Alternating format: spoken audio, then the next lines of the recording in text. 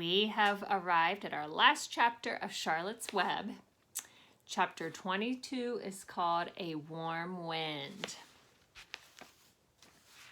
And so Wilbur came home to his beloved manure pile in the barn cellar. His was a strange homecoming. Around his neck he wore a Medal of Honor. In his mouth he held a sack of spider's eggs. There's no place like home, Wilbur thought, as he placed Charlotte's 514 unborn children carefully in a safe corner. The barn smelled good. His friends, the sheep and the geese, were glad to see him back. The geese gave him a noisy welcome.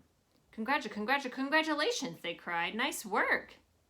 Mr. Zuckerman took the medal from Wilbur's neck and hung it on a nail over his pig pen where visitors could see it. Wilbur himself could look at it whenever he wanted to. In the days that followed, he was very happy. He grew to a great size.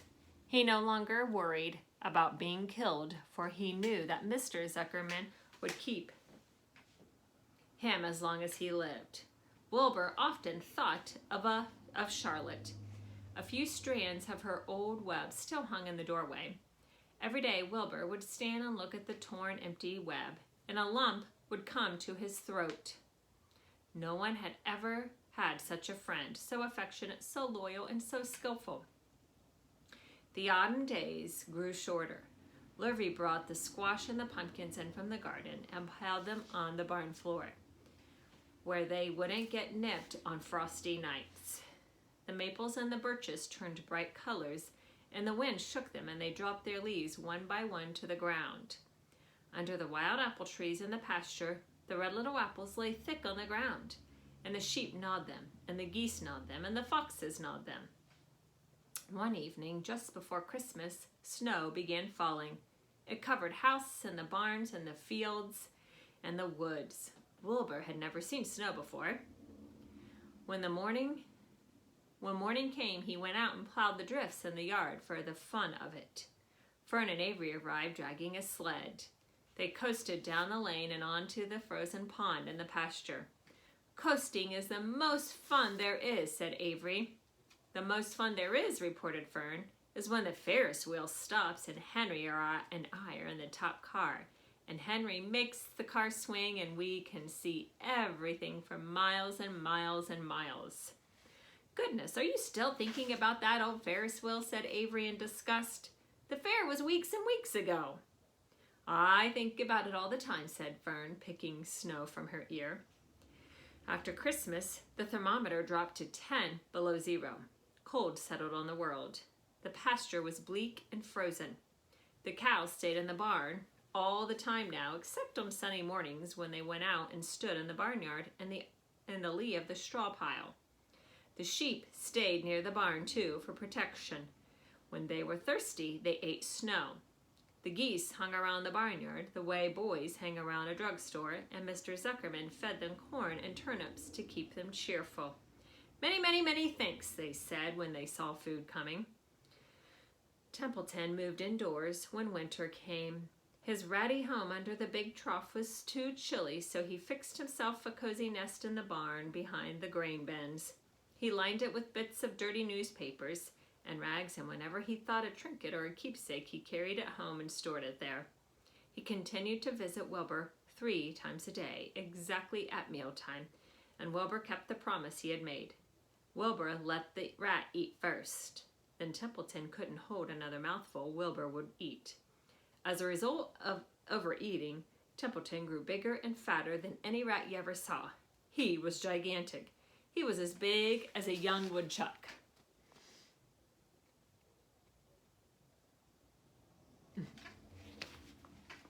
The old sheep spoke to him about his size one day. "You would live longer," said the old sheep, "if you ate less." "Who wants to live forever?" sneered the rat. "I am naturally a heavy eater, and I get untold satisfaction from the pleasures of the feast." He spatted, his stomach grinned at the sheep, and crept upstairs to lie down. All winter, Wilbur watched over Charlotte's egg sack, as though he were guarding his own children. He had scooped out a special place in the manure for the sack next to the board fence. On cold nights, he lay so that his breath would warm it. For Wilbur, nothing in life was so important as this small round object. Nothing else mattered. Patiently, he waited the end of the winter and the coming of the little spiders. Life is always rich and steady when you're waiting for something to happen or something to hatch. The winter ended at last. "I heard the frogs today," said the old sheep one evening. "Listen, you can hear them now." Wilbur stood still and cocked his ears. From the pond, in shrill chorus, came the voices of hundreds of little frogs. "Springtime," said the old sheep thoughtfully. "Another spring." As she walked away, Wilbur saw a new lamb following her. It was only a few hours old. The snows melted away and ran. The last remaining strands of Charlotte's old web floated away and vanished. One fine sunny morning after breakfast, Wilbur stood watching his precious sack. He wasn't thinking of anything much. As he stood there, he noticed something move. He stepped closer and he stared. A tiny spider crawled from the sack. It was no bigger than a grain of sand, no bigger than the head of a pin. Its body was gray with a black stripe underneath. Its legs were gray and tan. It looked just like Charlotte. Wilbur trembled all over when he saw it. The little spider waved at him. Then Wilbur looked more closely. 2 more little spiders crawled out and waved. They climbed round and around on the sack, exploring their new world. Then 3 more little spiders, then 8, then 10. Charlotte's children were here at last. Wilbur's heart pounded. He began to squeal. Then he raced in circles, kicking manure into the air. Then he turned a backflip. Then he planted his front feet and came to a stop in front of Charlotte's children. "Hello there," he said. The first spider said hello, but its voice was so small Wilbur couldn't hear it.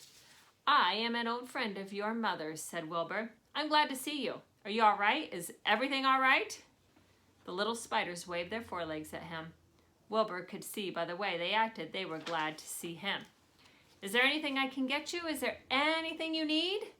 The young spiders just waved. For several days and several nights they crawled here and there, up and down, along and about, waving at Wilbur, trailing tiny drag lines behind them and exploring their home. There were dozens and dozens of them. Wilbur couldn't count them, but he knew he had a great many new friends. They grew quite rapidly. Soon, each was as big as a BB shot. They made tiny webs near this sack. Then came a quiet morning when Mr. Zuckerman opened a door on the north side. A warm draft of rising air blew softly through the barn cellar. The air smelled of the damp earth, of the spruce woods, of the sweet springtime. The baby spiders felt the warm updraft. One spider climbed to the top of the fence.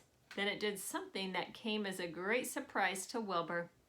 The spider stood on its head, pointed its spinnerets in the air, and let loose a cloud of fine silk. The silk formed a balloon.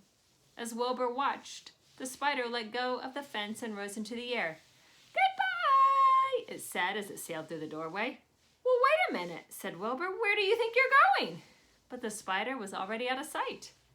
Then another baby spider crawled to the top of the fence, stood on its head, made a balloon, and sailed away. Then another and another. The air was soon filled with many tiny balloons, each balloon carrying a spider. Wilbur was frantic. Charlotte's babies were disappearing at a great rate.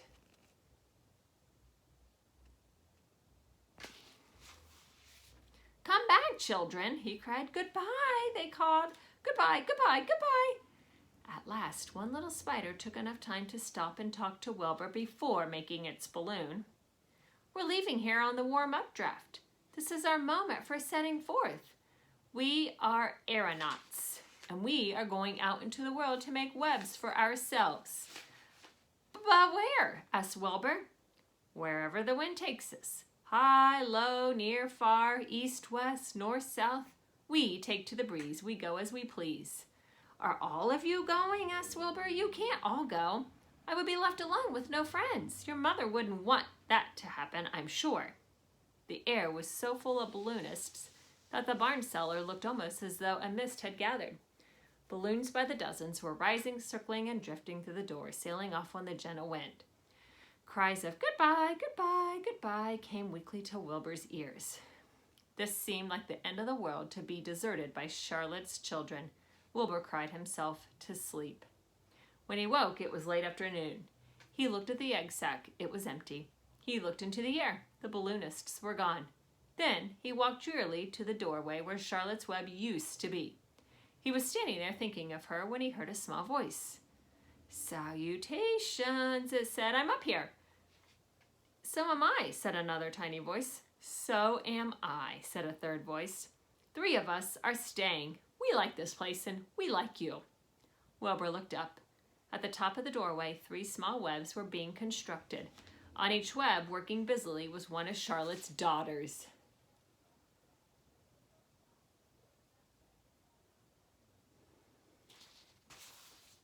"Can I take this to mean," asked Wilbur, "that you've definitely decided to live here in the barn cellar? That I'm going to have 3 friends?" "You can indeed," said the spiders. "Well, what are your names, please?" asked Wilbur, trembling with joy. "I'll tell you my name," replied the first little spider, "if you tell me why you are trembling."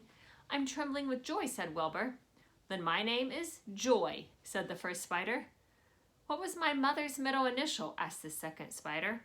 "A," said Wilbur. "Then my name is Ariana," said the spider. "How about me?" asked the third spider. "Will you just pick out a nice sensible name for me? Something not too long, not too fancy, not too dumb?" Wilbur thought hard. "Nellie?" he suggested. "Fine, I like that very much," said the third spider. "You may call me Nellie." She daintily fastened her orb line to the next spoke of the web. Wilbur's heart brimmed with happiness. He felt that he should make a short speech on this very important occasion. "Joy, Ariana, Nellie," he began, "welcome to the barn cellar. You have chosen a hollow doorway from which to string your webs. I think it is only fair to tell you that I was devoted to your mother. I owe my very life to her. She was brilliant, beautiful, and loyal to the end. I shall always treasure her memory. To you, her daughters, I pledge my friendship forever and ever." "I pledge mine," said Joy. "I do too, and so do I," said Nellie, who had just managed to catch a small gnat. It was a happy day for Wilbur. Many more happy, tranquil days followed. As time went on, the months and the years came and went, and he was never without friends. Fern did not come regularly to the barn anymore. She was growing up, and she was careful to avoid childish things like sitting on a milk stool near a pig pen. But Charlotte's children and grandchildren and great-grandchildren, year after year, lived in the doorway. Each spring, there were new little spiders hatching out to the place of the old. Most of them sailed away on their balloons, but always 2 or 3 stayed up and set housekeeping in the doorway. Mr. Zuckerman took care of Wilbur all the rest of his days, and the pig was often visited by friends and admirers, for nobody ever forgot the year of his triumph and the miracle of his web. Life in the barn was very good. Night and day, winter and summer, spring and fall, dull days and bright days. It was the best place to be, thought Wilbur, this warm, delicious cellar, with the garrulous geese, the changing seasons, the heat of the sun, the love of spiders, the smell of manure, and the glory of everything. Wilbur never forgot Charlotte. Although he loved her children and her grandchildren dearly, none of the new spiders ever took her place in his heart. She was in a class by herself. It is not often that someone comes along who is a true friend and a good writer. Charlotte was both. The end.